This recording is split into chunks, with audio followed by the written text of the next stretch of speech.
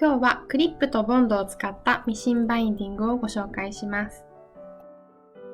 バインディング布を 6.5 センチ幅にカットします。耳を切り落とします。中表にしてハの字に重ねて対角線で線を引きます。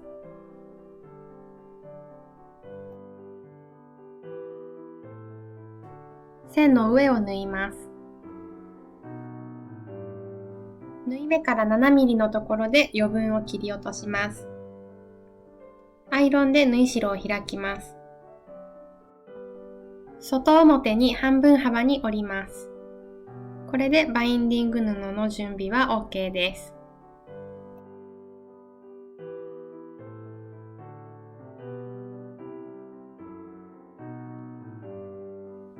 それではこちらのキルトにバインディングしていきます。バインディングの切れ端が外側に来るようにします。縫い代は1/4インチ、7mm 弱で縫います。パッチワーク専用押さえを使うかマスキングテープなので印をつけておきます。はじめ20センチくらいを残して縫い始めます。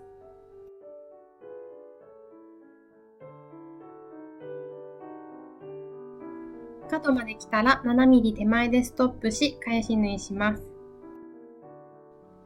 このように45度に折り曲げ、次に縫う辺に沿って折り重ねます。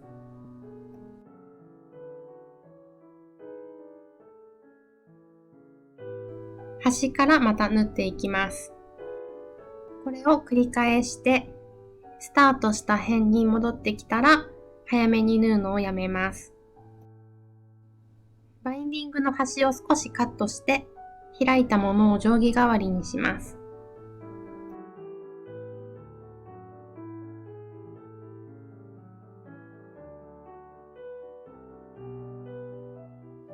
この長さの分だけバインディングが重なるようにして余分をカットします。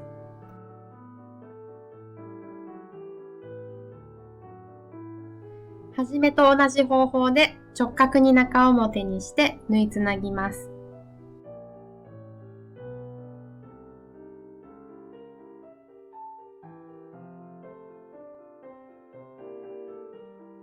ハサミで縫い代の余分をカットしたら、爪で縫い代を割ります。また半分に折り直して、空いている箇所をミシンで縫い閉じます。アイロンでバインディングの際をしっかり起こしておくと、最後きれいに仕上がりやすいです。キルトの裏面を上にしておきます。縫い線が隠れるようにバインディングを折り返してクリップで留めていきます。まずは直線部分のみ始末します。角はこのように左から右の順に折りたたみます。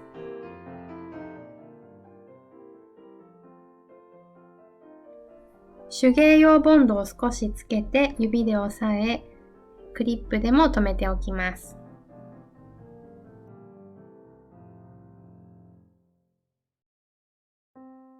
ミシンの上糸はキルトの表の色、下糸はバインディングの色に合わせて、バインディングの際をぐるりと縫っていきます。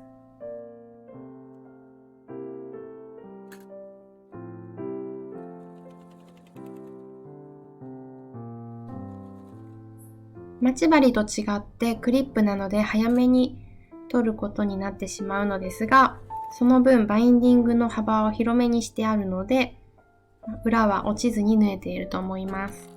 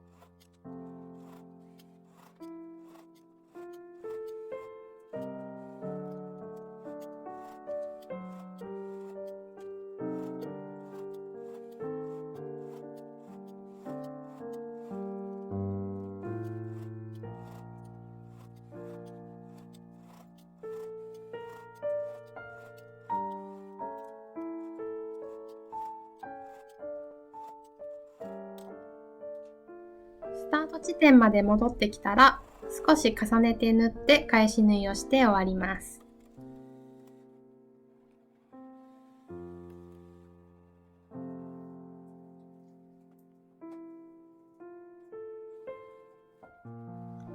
どこも糸が落ちることなく縫うことができました。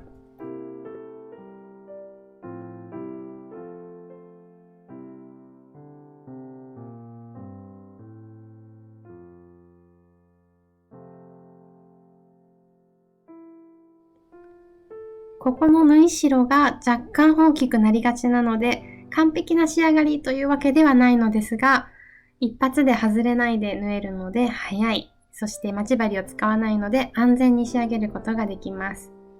小さいお子様やペットがいる方、左利きで待ち針を右から刺すのが難しい方などにおすすめの方法でした。見てくださってありがとうございました。